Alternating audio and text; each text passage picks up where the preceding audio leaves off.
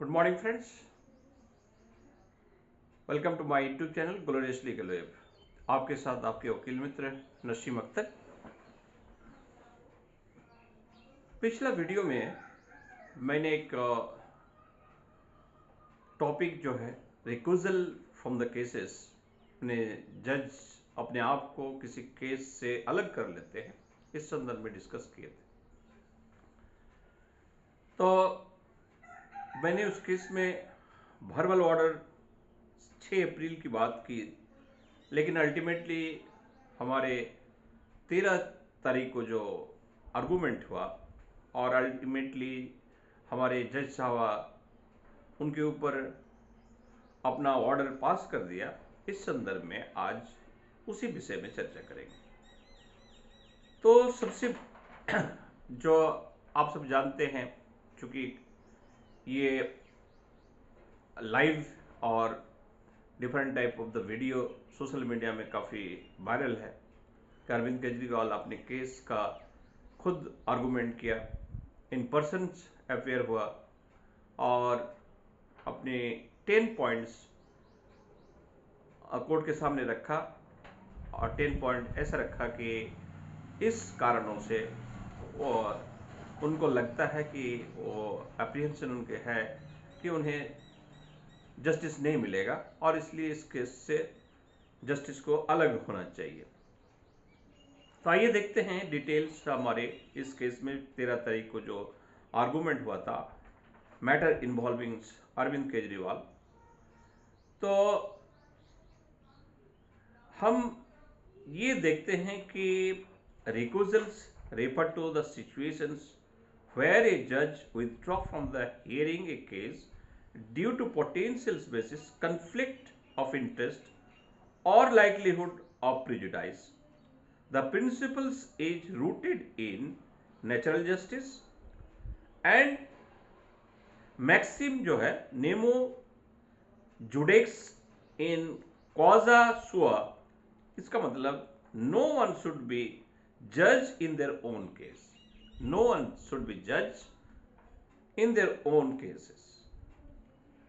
तो no one should be जज in their own causes और केसेस। तो ये हमारे जो मैक्सिम है, जुडिशियल मैक्सिम है, नेमो जुडेक्स इन कॉजा सुआ, ये काफी इंपॉर्टेंट है। तो हालांकि अरविंद केजरीवाल के जो केसेस में जजेस अपना केस नहीं है, लेकिन अरविंद केजरीवाल अपने आर्गूमेंट में यह प्रूव करने की कोशिश किए, ये बताने की कोशिश किए कि जजेस की जो है यानी सेंट्रल गवर्नमेंट और हमारे क्या कहते हैं मेहता साहब, सॉलिसिटर जनरल जो है, जो सरकार की तरफ सीबीआई की तरफ से जो है, तो इनका जो है एक डायरेक्ट नेक्सस है।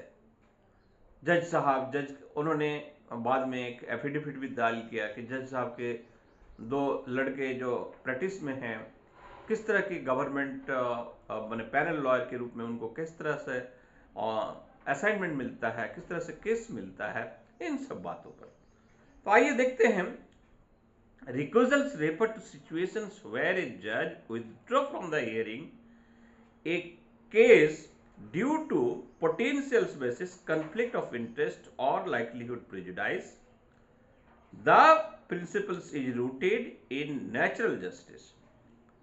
अब आगे हम लोग देखते हैं कि in the matter concerning Arvind Kejriwal a recusal petition was filed alleging possible bias of the judge, reference to alleged associations or past participations in certain events organization। इसके बारे में हम पिछला वीडियो में भी चर्चा किए थे कि अधिवक्ता परिषद में उन्होंने 4 टाइम्स किया। The petitioners argued that such association creates a reasonable apprehensions of bias। तो इसमें मेन जो की इशू है वो इशू इस तरह है, whether the matter allegations of bias bias or past association is sufficient to compel a judge to recuse.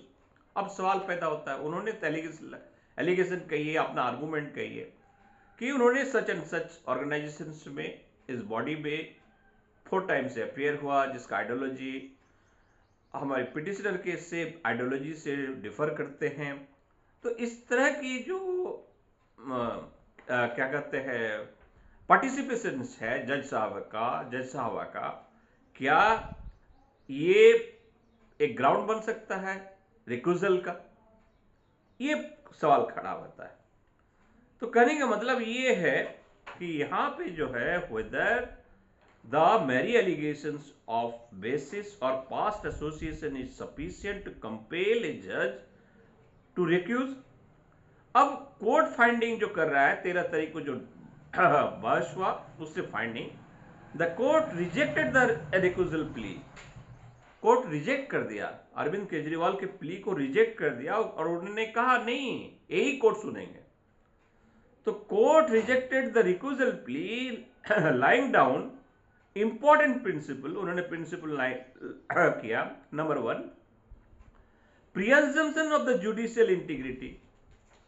जजेस are presumed to act fairly, independently, and importantly, impartially. These presumptions cannot be lightly displaced. हमारे जो judicial principles है या prisms के basis पे है, assumption के basis पे है कि कोई भी जजेस है वो फेयर होते हैं, वो इम्पार्शियल जजमेंट देंगे, वो किसी का पक्षपात नहीं करेंगे। That is presumption of judicial integrity. जजेस are presumed to act fairly, independently and importantly. This presumptions can not be lightly displaced. इसको लाइटली डिस्प्लेस नहीं किया जा सकता। Real likelihood of bias test, the court applied the doctrine of real likelihood or reasonable apprehensions of bias, merely suspicious or conjecture is not enough. आपके मन में कोई suspense है, कोई संदेह है या कंजक्चर है, उसके बेसिस में किसी जज को आप कहेंगे कि आप किससे अलग हो जाए, तो ये नहीं हो सकता। Past association bias मेरी attendance at events और indirect association। आप किसी ऑर्गेनाइजेशन में, किसी बॉडी में, आप किसी इंस्टीट्यूशन में 4 टाइम्स 5 टाइम्स आप अपेयर किए हैं, इससे आपको लगता है कि जजेस जो है बायस होंगे, तो पास्ट एसोसिएशन बायस मेरी अटेंडेंस एट इवेंट्स और इनडायरेक्ट एसोसिएशन या किसी अप्रत्यक्ष रूप से उसका एसोसिएशन हो, इसको ग्राउंड बना के आप किसी जजेस को अपने केस से अलग करने के लिए आप दलील दे सकते हैं, लेकिन ये ग्राउंड रिक्यूजल का ग्राउंड नहीं हो सकता। Does not automatically establish bias, there must be. इससे कोई जो है बायस का, ऑटोमेटिक बायस का कोई एक आधार नहीं बनता, कोई ग्राउंड नहीं बनता। तो डज नॉट ऑटोमेटिकली एस्टैब्लिश, कोई एस्टैब्लिश नहीं होता कि ये बायस हुआ है या हो सकता है। बायस देयर मस्ट बी, तो बायस होने के लिए डायरेक्ट इंटरेस्ट होना चाहिए, पर्सनल इन्वॉल्वमेंट होना चाहिए एंड पिक्यूनियरी और लीगल स्टॉक होना चाहिए। Recusal can not be used as strategy. Recusal को एक स्ट्रैटेजी की तरह पे, रणनीति की तरह से जो है आप यूज नहीं कर सकते। ऐसा लगता है कि जो अरविंद केजरीवाल ने आर्गुमेंट दिया वो एक स्ट्रैटेजी के तहत, चूंकि वो भी एक पॉलिटिकल है, एक पॉलिटिकल पार्टी के संयोजक है, तो वो जो है अपने आप को डिफेंड करने के लिए एक स्ट्रैटेजी बना रहा है और कोर्ट के ऊपर एक प्रेशर बना रहा है। The court cautioned recusal application should not become a tool for forum shopping. Litigants cannot choose their judge. Litigant अपने आप में अपने मनपसंद का जज चूज नहीं कर सकता। मेकिंग वेग एलिगेशन, इस तरह किसी जजेस के ऊपर वेग एलिगेशन लगा के।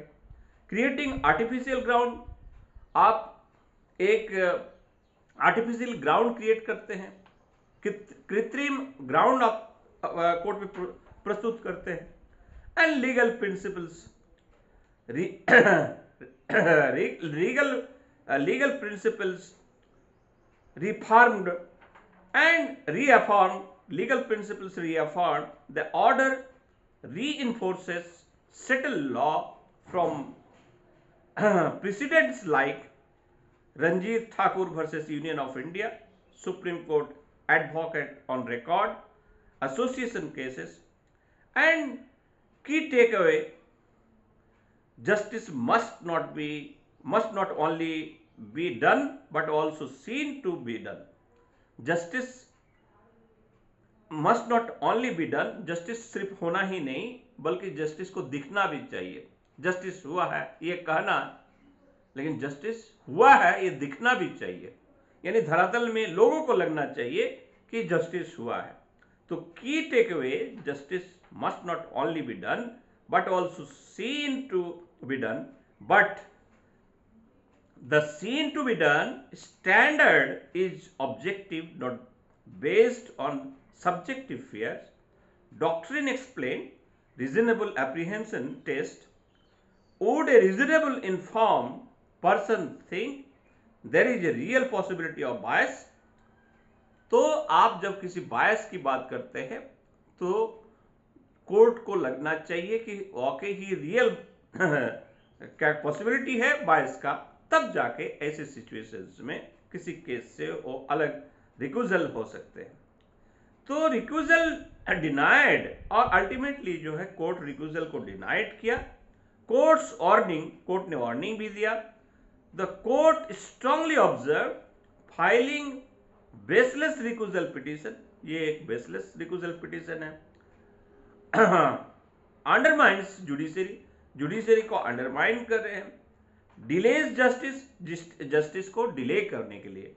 एंड सच अटेम्प्ट में amount to abuse of process of law, और ये जो क्रियाकलाप है, ये जो एक्टिविटी है, ये एक एब्यूज का एक तरीका है, abuse of the process of law, process of law के एब्यूज करने की एक टूल्स जैसा है।